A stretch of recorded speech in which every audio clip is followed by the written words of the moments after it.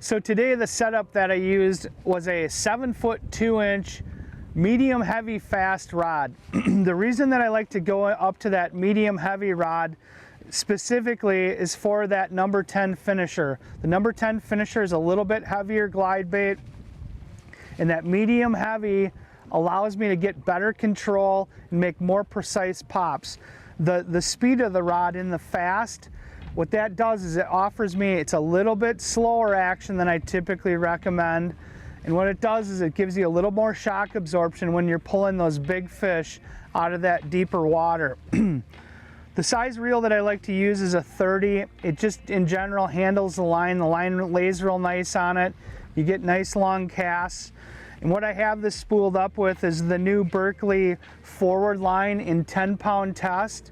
That is coupled to a 15-pound 100% fluorocarbon leader.